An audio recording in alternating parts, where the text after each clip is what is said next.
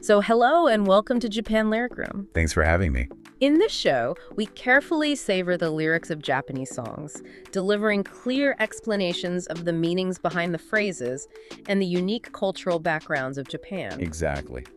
We aren't just translating words today. We're deepening our understanding of lyrics by unpacking the emotional architecture behind them. Yeah, taking the time to really sit with these phrases. Right. We want to unravel everything they hold. And today, we are focusing on a song that is practically the blueprint for that heart-stopping feeling of waiting for a message.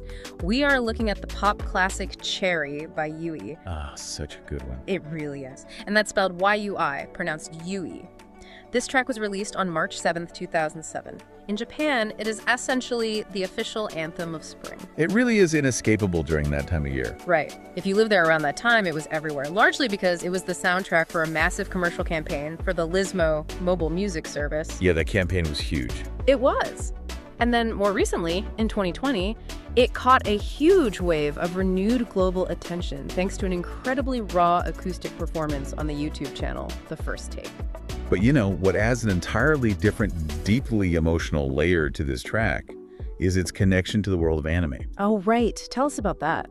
So CHE.R.RY serves as the ending theme for ReLIFE Final Arc. That placement is so fascinating to me because, the song sounds so inherently youthful, but the anime deals with some pretty heavy adult themes of regret. It's a brilliant juxtaposition. If you aren't familiar, ReLIFE follows a 27-year-old protagonist whose life is just kind of stalled out. Right. And they are given a fantastical chance to literally redo high school as a 17-year-old. It's a narrative deeply saturated in bittersweet reflections, second chances, and the painful realization of how fleeting our youth really is. Yeah, it's a really touching story. It is. Placing CHE.R.RY at the end of that final arc is a masterstroke.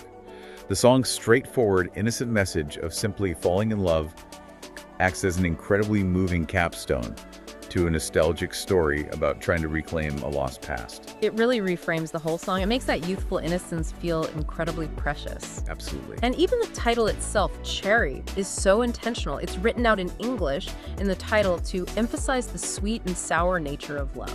Right, because it's not all sweet. Exactly. It's not just pure sugar. A real cherry has a distinct tartness to it. Precisely.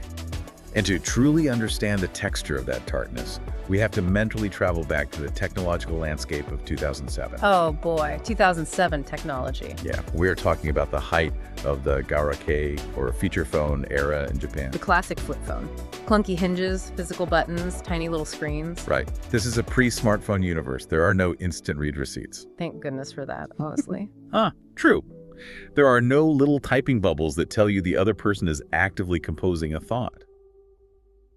Romance didn't blossom over continuous FaceTime calls. No, it definitely didn't. It blossomed quite literally from the fingertips, through carefully composed, sometimes awkwardly phrased emails sent over incredibly slow cellular networks. It was a whole different world. Let's actually get right into the lyrics, because the way Yui captures that exact technological moment is brilliant. Let's do it. Listen to how she sets up her own personality in this first phrase. In English, that translates to, I was never good with emojis.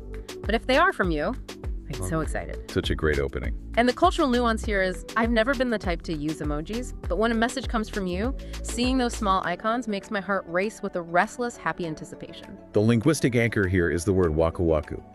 To understand why this lyric lands so well, you really have to understand why the Japanese language relies so heavily on onomatopoeia. Those are the words that mimic sounds or states, right? Exactly. Yeah. Japanese is a highly contextual language, and instead of just saying, I am happy, speakers frequently use sans symbolism to bridge the gap between an abstract emotion and a visceral physical sensation in the body. So waku-waku isn't just an intellectual state of being excited, it's an actual physical state. You nailed it. Waku-waku represents the literal state of your heart bouncing or trembling with the expectation that something joyful is about to happen. Like you physically cannot sit still. Right. Now place that feeling back into our 2007 flip phone era. You have a protagonist who admits they are usually stoic. Yeah, they say they're no good at emojis. Exactly. They find emojis, which were a huge defining cultural trend of the garakei era, awkward or silly. They just don't do the cute little digital faces. But then this one person uses them. Yes, because this one specific person used them, a tiny, pixelated smiley face suddenly sends this otherwise serious person into an absolute tailspin. It perfectly captures how a crush completely overwrites your normal personality. It really does. And that loss of control leads directly into the internal conflict of the second phrase. The translation is, I've heard someone say you shouldn't reply immediately, but I can't do things like playing games. Right. And the specific cultural nuance here is, I've heard the advice that you shouldn't reply too quickly to keep them guessing, but I'm so overwhelmed by my feelings that I can't even dream of playing those kinds of strategic mind games. The fascinating cultural concept to unpack here is Kakehiki. It refers to the tactics used to create an advantageous situation for yourself in any negotiation. Ah, like a business negotiation. It can be. But in romance, it's the classic push and pull. It is the art of playing hard to get. The protagonist clearly knows the social rules. Right, they know the advice, like don't text back right away or you'll seem desperate. Exactly. I have to admit, I'm a little skeptical of the protagonist here. Oh, how so? Well, wait, is she really genuinely incapable of playing games?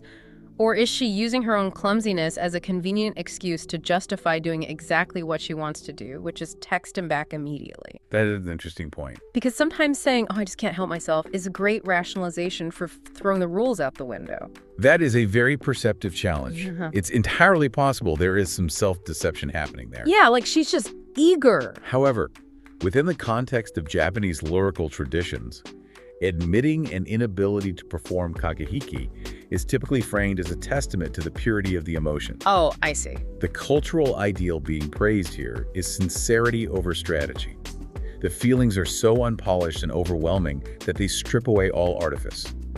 The joy of receiving the message simply overrides the ego's desire to look cool. That makes a lot of sense. The sincerity is the whole point. And honestly, it's amazing how timeless the anxiety of kakehiki is. It never really goes away. No. We talk about 2007 as if it's ancient history, but the human heart hasn't evolved a bit since then. Today, we have smartphones with read receipts that tell us the exact second our message was seen. Which is a whole new layer of stress. Totally. But people will literally leave a text on read for 3 hours on purpose just to seem busy. We just invented new technology to play the exact same mind games. The medium evolves, but the terrifying vulnerability of handing your ego over to someone else remains entirely identical, which perfectly sets the stage for the moment where she finally drops her guard entirely. Right, and this is arguably the most famous, catchy moment of the entire track. Without a doubt. The lyrics go like this. In English, that is, I've fallen in love. Probably you haven't noticed, have you? Beautiful. And the cultural nuance reads, I've gone and fallen in love with you. No. You probably haven't even noticed, have you? Linguistically, this phrase is a goldmine. The word Koishichattanda, I have fallen in love, hinges on the grammatical ending shichata.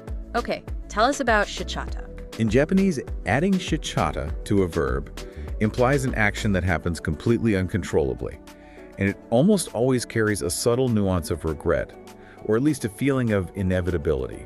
Wait, regret. I'm confused. Yeah, it sounds a bit counterintuitive. Why would she feel regret about falling in love in such a sweet song? Well, it's not regret in the sense of wishing it hadn't happened. It's rather a realization of a total loss of autonomy. It means falling in love entirely against one's will. Oh, okay. It translates to a feeling of, oh no, I slipped and fell into this, and now I am completely at your mercy. Wasn't a calculated choice. Ah, I see. Like, oops, I accidentally gave you the power to break my heart. Exactly that. And that perfectly explains the very next word she sings. Taboo, which means probably. It's such a fascinating emotional whiplash. It really is. She makes this incredibly bold, fatalistic declaration of love, and then immediately backpedals with probably. It's like taking a huge, courageous step forward, getting scared, and taking a half step back to protect yourself. Exactly. Tabun acts as a defensive shield. It oscillates wildly between the absolute terrifying certainty of her own internal feelings and the complete uncertainty of how the other person perceives her. She is just testing the waters of her own confession. She is. And from that internal realization, we move to the physical reality of the moment. Right. Let's get back to the scene. Listen to the imagery in this next phrase. Here it is. Translated, this is, on a starry night, putting my wish into it. CHE.R.RY, a message to you sent with my fingertips. So evocative. And the cultural nuances, on a starlit night, I pour my prayers into a message. Using just my fingertips, I send this bittersweet cherry of a thought across the digital void to you. The word that grounds this entire scene is Yubisaki, meaning fingertips. If we look at the broader lyrics of the song, It describes looking out from a room where cherry blossoms are blooming. Okay, setting the scene. So we can paint this vivid cinematic picture. It is a chilly spring night. The protagonist is isolated in her room, feeling the cool night breeze from the window. And she's holding that flip phone. Yes, and she is physically pressing down on the hard, tactile plastic keys of a flip phone with her thumb to type out these characters one by one. The contrast in scale here just absolutely blows my mind. Think about the physical reality of what she is doing. Pressing a button on a feature phone is a microscopic physical movement. It's just a tiny twitch of a thumb on a little piece of plastic. Right. But emotionally, sending that text to a crush feels like taking a message in a bottle, packing all of your hopes and fears into it, and launching it into the terrifying vastness of outer space. That is so true. The tiny, mundane action of hitting send feels as massive and profound as the entire starlit sky she is sitting under. That is a phenomenal analogy. The entire universe of human emotion gets compressed into the physical tap of a thumb. It highlights the profound isolation of digital communication. You know, you're alone in the dark, but also the immense, desperate hope embedded within that transmission. And that desperate hope leads us into the agonizing, wait, listen to what she says she is willing to settle for in the next phrase. This part is so intense. It is. The translation is, I don't mind, even if it's just a single line, I want words from you. Right. And the cultural nuance is exactly this. I don't need a masterpiece or a long explanation. Even just a single line of text would be enough. I just desperately want to see your words on my screen. The operative word showcasing her desperation here is ichigyu, which means literally just one line. Just one line. Right. And to truly grasp the weight of this bargaining, we have to look at the lyrics that immediately precede this moment. Oh, what do they say? Earlier, the protagonist essentially claims that if she were granted a divine miracle to see the world through her crush's eyes, she would rather throw away that miracle just to receive a text message from them. Oh, wow. That is wild. She is turning down a literal supernatural miracle just for a ping on her flip phone. Yes. Receiving just one single line of text ichigyu is valued more highly than magic. That is incredible. That is the sheer intensity of the yearning. The agonizing, seemingly endless time spent staring at the blank screen is entirely validated the second that one single line of pixels appears. Because it proves that for at least 10 seconds, she existed in his mind. It is the ultimate validation of your existence to a teenager in love. Absolutely. But what's interesting is that the song doesn't just stay in this frantic, desperate state. It matures. Yeah. In the next phrase, we see a shift in how she views the relationship. Let's hear it. Translated, this is, I prefer fruit that becomes sweet. I want to raise it from casual conversations. Right. And the cultural nuance we have for this is, I want this to become a sweet, ripened fruit. I want to nurture our bond through our everyday casual conversations until it reaches its peak sweetness. Here we are introduced to the central metaphor of the song, which is Kajitsu, or fruit. Like the cherry. Exactly. This reveals a surprisingly grounded, mature perspective, hidden beneath the frantic anxiety of young love. The protagonist recognizes that true lasting affection isn't usually born from some explosive, dramatic, movie-like incident. Right. It's not the grand romantic gesture in the pouring rain. It's actually rejecting the idea of instant gratification. Precisely. She is comparing their budding relationship to an unripe fruit. A fruit requires time, sunlight, and steady care. It takes patience. Yes. She acknowledges that love has grown through everyday, completely mundane, casual conversations. By taking it step by step, text by text, she hopes to nurture this connection until it naturally ripens into that sweet cherry. It is an incredible, patient, forward-looking wish. I love that shift from the anxiety of the ticking clock to the patience of a slow harvest. And finally, that brings us to the culmination of the song. The big moment. A phrase that perfectly summarizes the physical sensation of all these conflicting emotions. The translation is, the beginning of love. My chest grows tight with a squeeze. Yeah. And the final cultural nuance is, at the dawn of love, my chest feels so tight it's hard to breathe. A mix of excitement, anxiety, and that sweet, sharp pain of longing. If there is one concept you take away from our time together today, let it be the word Kyun. Kyun. It is an absolute cornerstone of Japanese pop culture and expressions of romance. Kyun is an onomatopoeia for the feeling of your heart physically being squeezed. Oh, I felt that. We all have. It is a tightness in the chest brought on by overwhelming emotion. When paired with samaku naru, which means becoming narrow or tight, It describes a literal difficulty in breathing. Wow. It is the pleasant, undeniable pain that only exists at the very beginning of a romance, in that liminal space before any clear answers have been given. Kyun. It's such an evocative sound. And you know, this perfectly connects back to the very title of the song, Cherry. How so? Because, as we mentioned earlier, a real cherry isn't just purely sweet. When you bite into a fresh cherry, it has a sharp, tart bite to it. It really does. It makes you wince just a tiny bit before the sugar hits your tongue. To me, that tartness is exactly what Kyun feels like. It's that sweet, sharp pain of longing. It actually hurts a little bit, but you wouldn't trade the feeling for anything in the world. What a fantastic synthesis. That is exactly why this song has remained a beloved classic for nearly 2 decades. It perfectly encapsulates that duality, the sweet and the sour, the profound hope and the physical pain. It's so layered. When we pull back and look at the emotional core of YUI's Cherry, we find something that transcends 2007. Yes, the lyrics are heavily wrapped in the specific imagery of the Garakei era. All those physical buttons and pixelated emojis. Exactly. But beneath that digital messaging lies a deeply rooted, timeless thirst for human connection. It is the simple, powerful act of just wanting someone's words to bridge the gap between 2 isolated rooms. That's a beautiful image. And think again of the visual of a cherry, 2 separate, distinct fruits joined together at the very top by a single stem.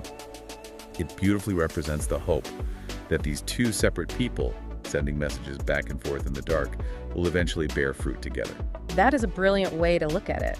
2 isolated fruits trying to find their shared stem.